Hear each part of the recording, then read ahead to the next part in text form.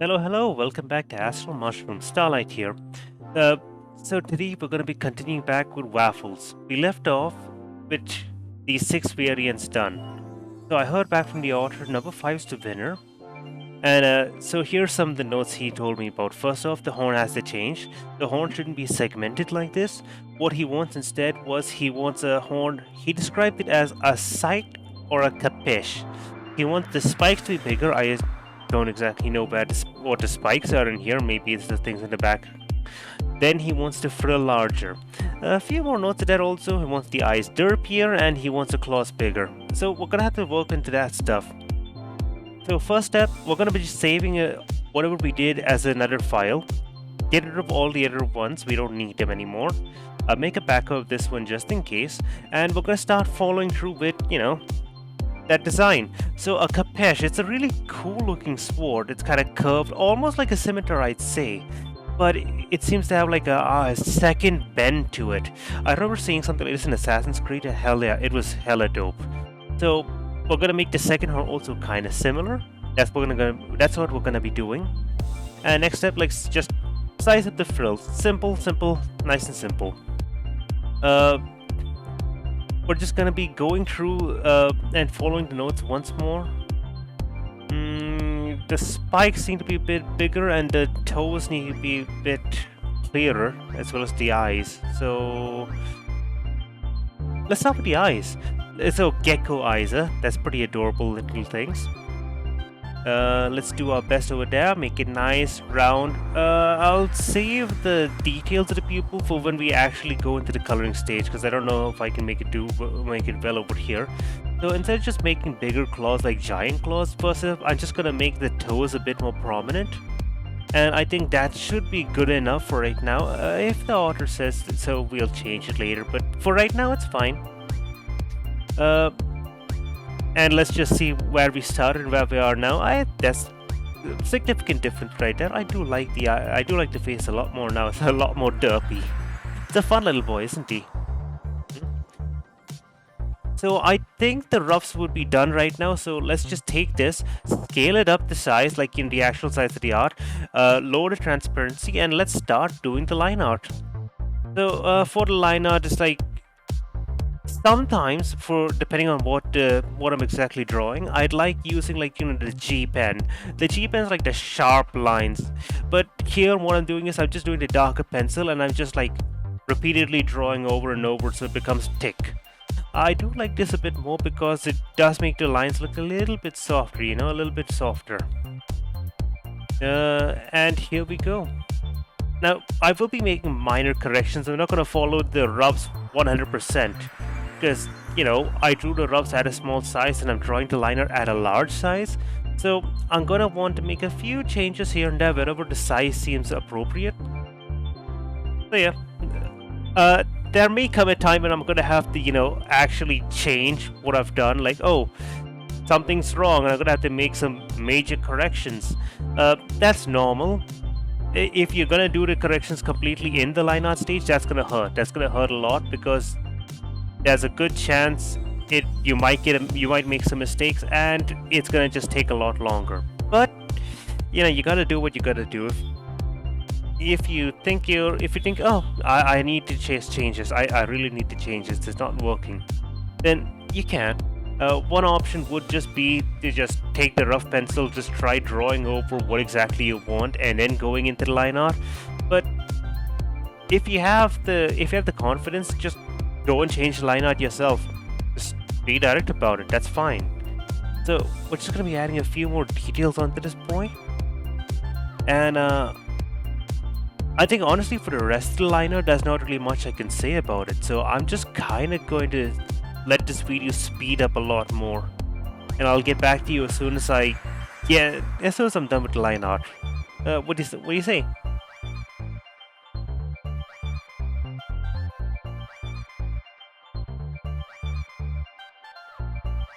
Right, and now that I'm done with the line art, I really like it.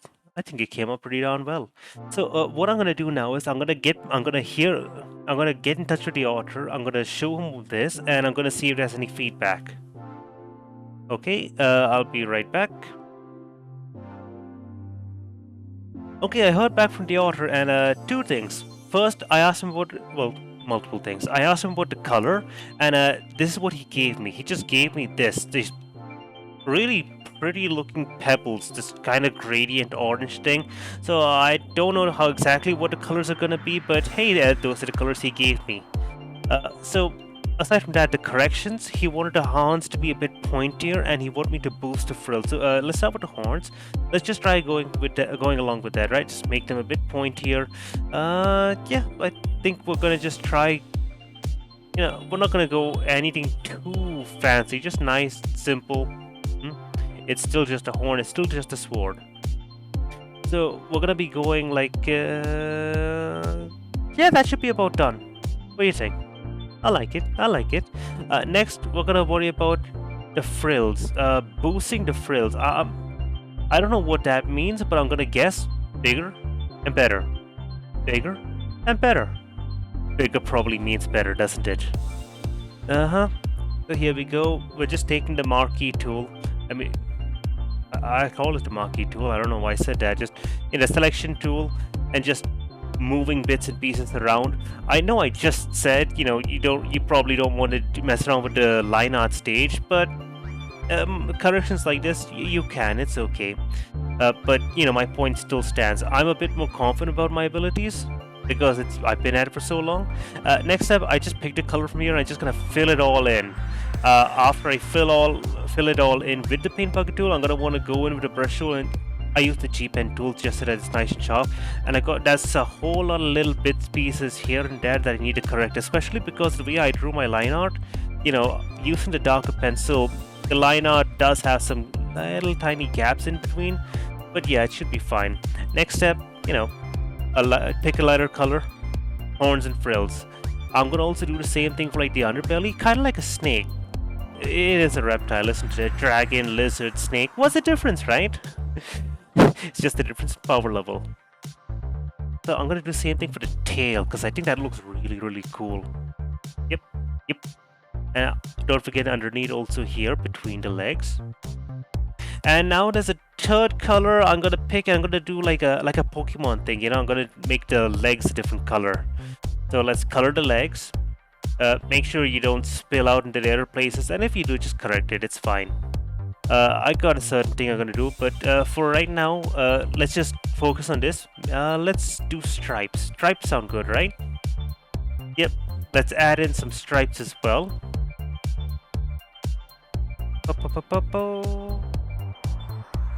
Right there. I'm gonna also add in a lot more, some accents on the face, but that's kind of a later thing. It doesn't really matter right now. I'll get to that. So here's a cool thing. So in Clip Studio Paint. Yeah, in Clip Studio, some pretty good thing you can do is like there's this you see in the left side there's all of these layers, right? And there's one thing that's like highlighted which looks like kind of an intersection between two boxes. That was pretty cool.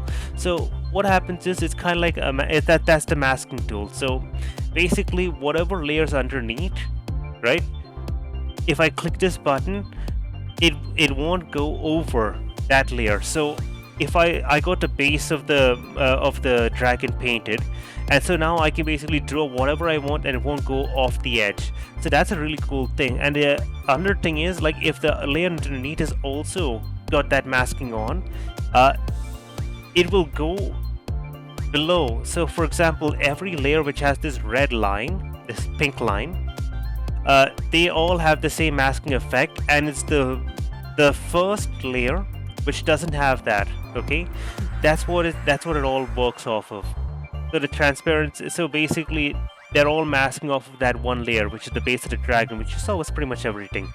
So one other cool thing is, like, I'll explain to you how I'll do shading later, but for right now I'm gonna make the horns a second color. So what I did there is I just copy pasted the horns, I made it a darker color, and I just erased the little bit that I wanted to be a different color. Next, let's color in the eyes. I'm gonna just add in some details here. I don't want to mess with the eyes too much, I want them to be derpy. I don't want them to look like Ghibli eyes or something like that. And around about that much should be pretty good. And now I think I'm gonna need to do some light correction work all around, I believe. Let me just double check. No, I'm gonna just start shading now. So here's what I do now. Shading, I pick a shadow color, okay, and I start coloring in the shadow color. Then I'm gonna just copy the layer, and I'm gonna just, I'm gonna duplicate the layer, and I'm going to just use the Gaussian filter, the Gaussian blur filter, and I think that really gives a really good effect. So on the base layer, it's fine. I'm gonna use that the masking tool, so it doesn't spill out.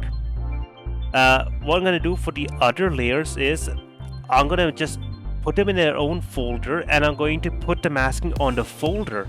Then I'm going to apply the masking to the shade. So that way, the shade will mask to the color, but the color itself will mask to the base. This is the best way to isolate things. So once again, the shade color.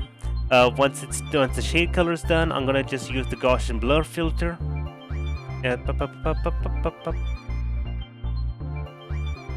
And this continues for the last one also. There's no difference here. Then I'm also going to go and I'm gonna apply some light effects for the base body at very least. I'm gonna, because light, where there's shadow on one side, lighting is on the other side, so I'm gonna add a little bit of lighting going in, and it should be just about done. I'll just speed through this and get back to you as soon as it's done. And so we're finally done with that guy. We have our adorable little dragon boy done. Hell yeah. So I'm just gonna isolate him and just drag him down right here to the corner of the screen with me. What do you think? An adorable guy, isn't he? Oh, yeah, this video was a lot more work than the first two videos. Let me tell you that. The first video, I barely did any editing. No, I didn't do any editing at all. There's a whole story behind that. I'll probably get back to that eventually. But there was no editing. All I did was I just adjusted the audio a little bit. Then I just slapped on a "thanks for watching" at the very end. And some music. The second video, it was such a long video of me just trying to animate, and I had to cut out so many empty spaces, and at some point I just started fast forwarding through things at the very end. That was a lot of editing. And this third video, I actually recorded the video and lost the audio because on OBS, that little recording button, that was red. That was muted. The mic was muted because I was doing something else, and I didn't notice. And pain ensued. So what happened was I basically just tried re-recording the audio with this a bunch of times. I actually wrote a script. I'll show you. I wrote a script for this, and I finally gave up, and I just couldn't. It just didn't sound right, and I just went over the entire video and just commented over it. I basically did a react video to myself. Yes, I made the video, I drew all the stuff, and then I made a reaction video to me drawing it. That's hilarious, I know, because I'm an idiot. So, with all that done, I hope I'll be pretty proud of the end product. We're gonna have to see after I'm done editing it. But, yeah. The next video I'm doing is I'm not 100% sure. My idea is I think I'll probably be doing a lower video, about my character, Starlight. There's a bit of lore to go over. I never actually introduced myself because even though I'm a png-tuber, I still have the lore of a VTuber. But yeah, I don't know when exactly to introduce that. Or I could just, do a stream of some other thing like this. I don't know, this seemed kind of fun. Anyway, if you like the video, say something down below. Bye bye.